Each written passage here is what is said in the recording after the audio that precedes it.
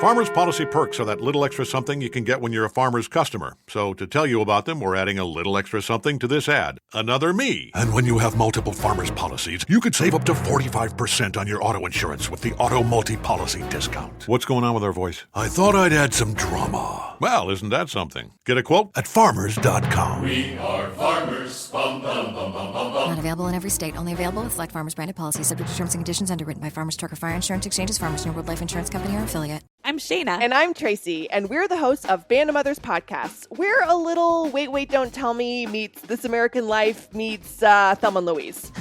I can't wait to drive off a cliff with you. You've been saying that since the 8th grade. Each week we feature real stories from moms just like you. Plus, we've got live performances, in-studio interviews, games, original music, and more. So join our Band of Mothers and subscribe now on the Odyssey app or anywhere you listen to podcasts. It's the Band of Mothers Podcast. Representative Stevenson, welcome to the program. Thanks for having me. So why do you want to legalize sports gambling in Minnesota? Well, 32 other states have legalized sports gambling since it has been allowed in 2018, including all of our neighboring states, North and South Dakota, Wisconsin, Iowa, Illinois, have all legalized sports gaming. Minnesotans are sports gambling, even though it's not legal. They just rely on digital workarounds or shady websites to get it done. I don't think that's right. I don't think that's good public policy. Minnesotans deserve to be able to do safely and legally what everyone in our neighboring states has the ability to do. Now, how do our Native American tribes feel about this? Because, you know, there was a pact with the Native Americans that they were going to be able to have casinos and legalized gambling at the casinos. What have you heard from them?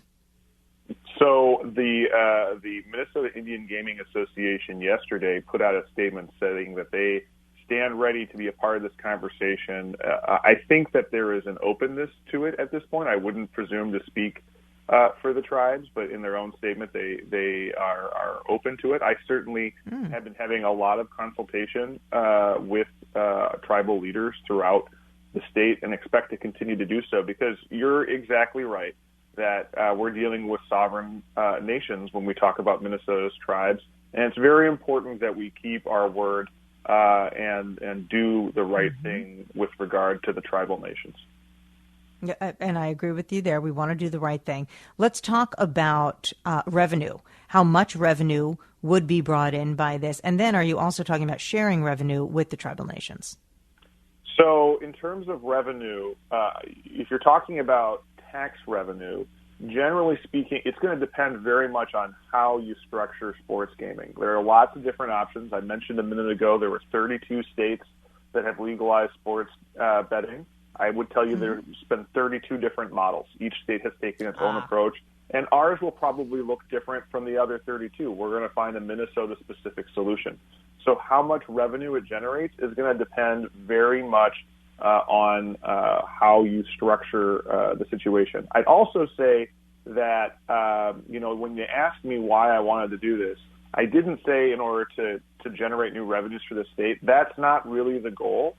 Our goal will be to give people a legal and safe way to do this and to eliminate the current black market in Minnesota so that people are moving into a safer space where they have consumer protections and other things.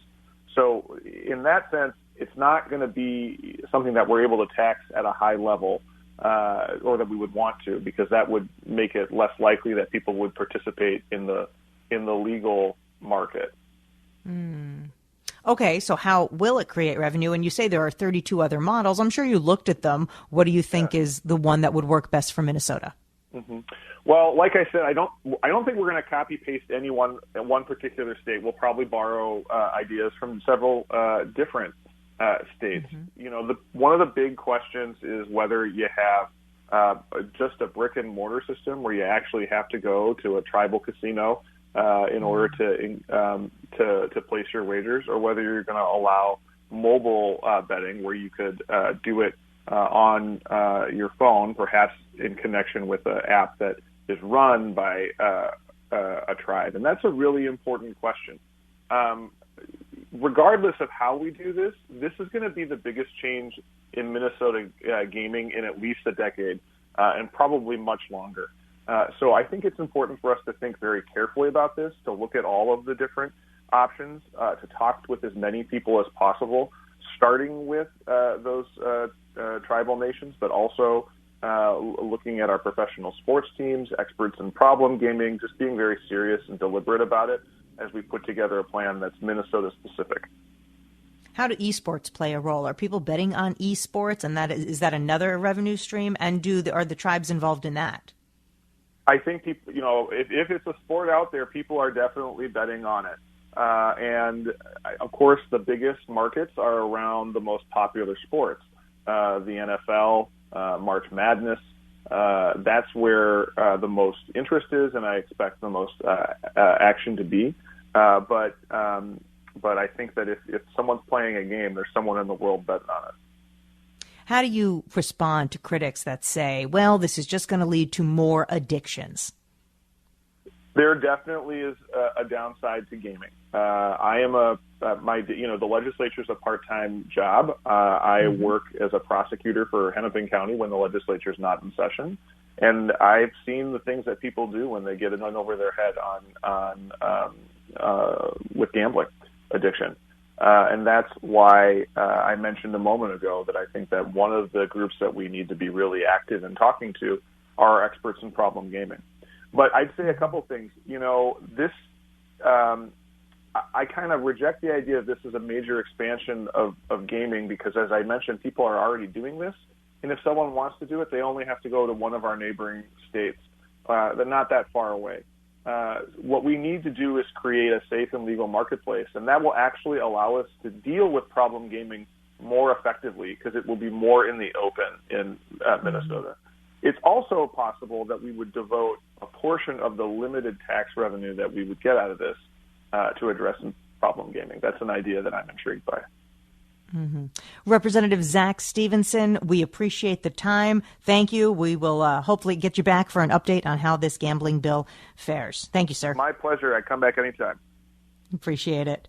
And I want to know what you think about this. What do you think about legalized sports gambling? 651-461-9226, 651-461-9226. Farmers' policy perks are that little extra something you can get when you're a Farmers customer. So to tell you about them, we're adding a little extra something to this ad. A backup singer. Ooh, singer. When you have the Farmers Signal app with Crash Assist, Crash Assist. if you have an auto accident, We can send help if you want it. wow, that sounds like a whole lot of something. Get a quote at farmers.com. We are farmers. Bum, bum, bum, bum, bum, bum. Not available in every state. Only available with select Farmers branded policies subject to terms and conditions underwritten by Farmers Trucker Fire Insurance Exchanges or affiliate. In 1987, a former prosecutor named Margaret Kuhn took her dog for a walk in one of Louisiana's safest and most affluent parishes. The next morning, she was found dead on the side of the road. 34 years later, the crime remains unsolved. No one is safe. Listen to Gone South, Season 1, Who Killed Margaret Kuhn? A documentary podcast from C13 Originals. Available on the Odyssey app or wherever you listen to your podcasts. This week on Curiosity Stream. What we have here are the bones of a brand new species of dinosaur. Paleontologists work to crack a 73-million-year-old cold case on the new series Dino Hunt. Plus, see the ancient world as the ancients saw it. That was the building where democracy was invented. View the greatest cities in history brought back to life on Megapolis, the ancient world revealed. Watch these titles and more on Curiosity Stream. Annual plans are just $20. Visit curiositystream.com now.